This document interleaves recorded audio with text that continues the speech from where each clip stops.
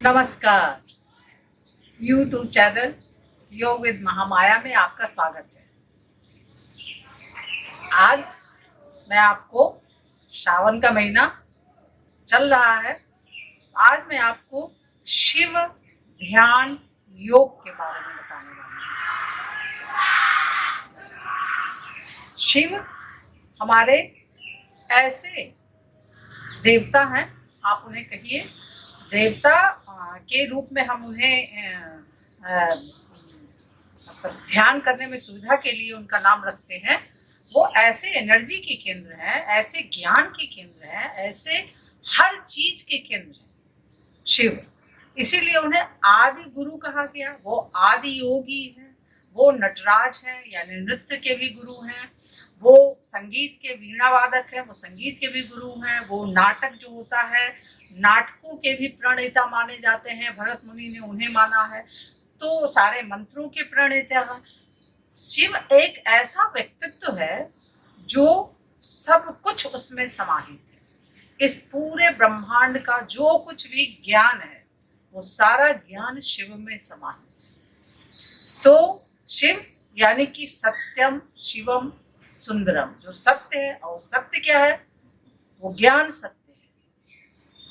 ये ब्रह्मांडीय ज्ञान, ये ब्रह्मांडीय एनर्जी, ये सत्य है।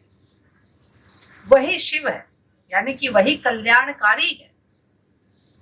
और फिर जब सत्य है वो कल्याणकारी बन जाता है तो वो सुंदर है। तो शिव का व्यक्तित्व जो है, आप ध्यान दें, पहले के जो तमाम मूर्तियां जो बनाई जाती हैं शिव की, वो हमेशा ध्यान की मुद्रा में होती है। आजकल तो खैर आर्टिफिशियल और वो कहे फोटोशॉप पे तमाम तरीके के शिव के अजीबोगरीब हर उनके रूप गढ़ दिए जा रहे हैं।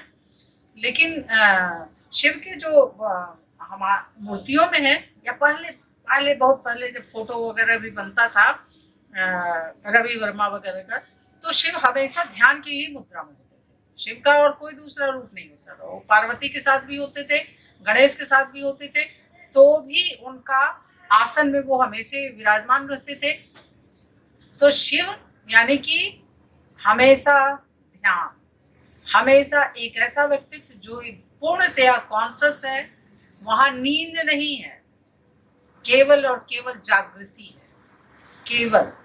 तो जब आप शिव का, तो शिव ध्यान योग यानी कि शिव का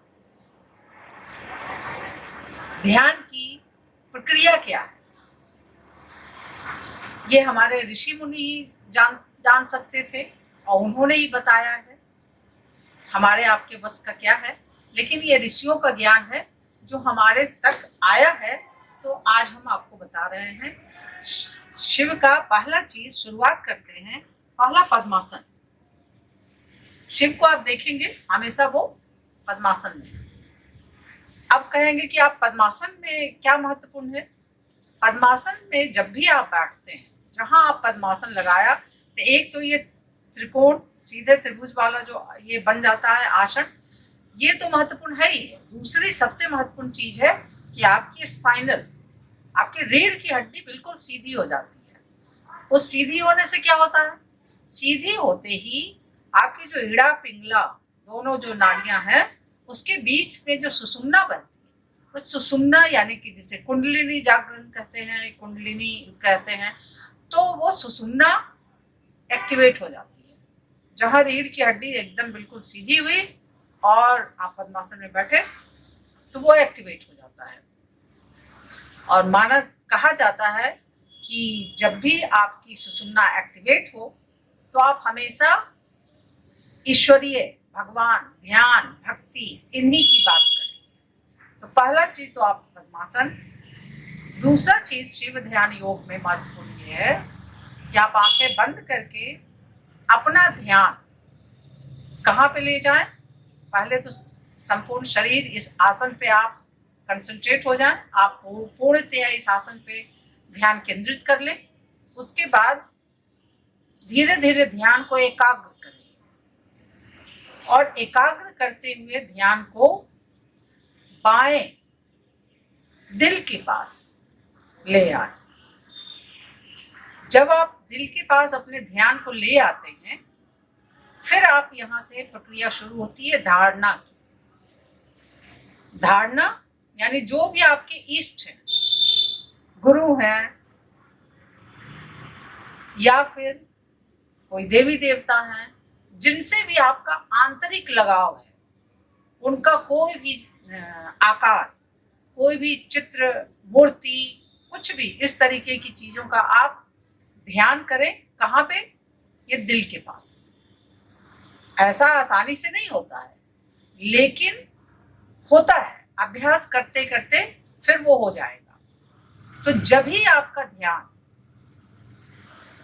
1 सेकंड के लिए भी, अगर वो जो मूर्ति है, वो जो चित्र है, वो जो आकार है, वो आपका नजर आए, फिर आप उस आकार को धीरे धीरे सांसों की लय के साथ, धीरे धीरे आप सांसों की लय के साथ लेते आए और कहाँ? आज्ञा चक्र पे। आज्ञा चक्र पे आप उन्हें स्थापित करें, दोनों भावों के बीच में उन्हें स्थापित करें और फिर उसी में खो जाएं। ये शिव का ध्यान है। कहा जाता है कि शिव हमेशा, अब आप सोचेंगे जो सारे ज्ञानों का समूह है, जो हर चीज है, वो किसका ध्यान करता है? तो इसीलिए हमारे यहाँ ऋषियों ने कहा कि शिव विष्णु का ध्यान करते हैं, विष्णु शिव का ध्यान करते हैं। शिव का ध्यान यानी आप पद्मासन में बैठ के ध्यान कंसंट्रेट करके बिल्कुल अपने ध्यान को दिल के पास ले आए और धारणा यानी अपने जो भी आपके इष्ट हों उनका ध्यान करें, उनका मनन करें, उनका चित्र आंखों के सामने जैसे बिल्कुल स्पष्ट हो जाए और वो चित्र आपके स्थापित हो जाए। कहाँ? दिल के पास। और वहां से अगर 1 सेकंड के लिए भी हो तो आप ध्यान को उनको लेते हुए साथ में ले जाके आप उन्हें आज्ञा चक्र पे स्थापित करें और फिर वही ध्यान में डूब जाए। जितनी देर आपसे संभव हो सके आप हमेशा, जितनी देर आप कर सकते हैं, जितनी देर आप कंसंट्रेट हो सकते हैं, आप उसमें डूब सकते हैं। ध्यान में डूब जाए। शिव तो हमेशा ध्यान में होते हैं, उनका और कोई दूसरा रूप ही नहीं है, वो हमेशा ध्यान ही में होते हैं। और किस तरीके से शिव का ध्यान, ये मुश्किल है, ऐसा नहीं है। ज्ञान पाना इतना, शिव का ज्ञान, इससे होगा क्या? इससे होता ये है कि आपको एक ऐसा एनर्जी का वो स्रोत मिल जाता है। आप इतने एनर्जेटिक हो जाते हैं कि आप कुछ भी करें, 24 घंटे कुछ भी करें, जैसे जैसे आपका ये जागृत होते जाता है तो ऐसी स्थिति है कि आप 24 घंटे में 20 घंटे भी काम कर सकते हैं और आपको थकान नहीं होगी। आप लगातार करते रहें तो एक बार जब वो जागृत हो जाता है आपका एनर्जी सिस्टम, तो आपके साथ ऐसा होता है अपूर्णतया ध्यान पूर्वक, वो अपने आप फिर करना नहीं पड़ता, आपका ध्यान हमेशा कंसंट्रेट रहता है। इससे आपके जीवन में परिवर्तन ही नहीं, हर चीज बदल जाता है। तो शिव ध्यान योग अपनाए। मुश्किल है लेकिन अभ्यास से हो सकने लायक है और ये आपको बिल्कुल ही एनर्जेटिक बना देता है। इतना एनर्जेटिक कि थकान क्या चीज होती है आप भूल जाते हैं, आपको महसूस ही नहीं होगा कि कभी थकान होती भी। नींद भी धीरे धीरे कम हो जाती है और फिर भी आप एनर्जेटिक बने रहते हैं।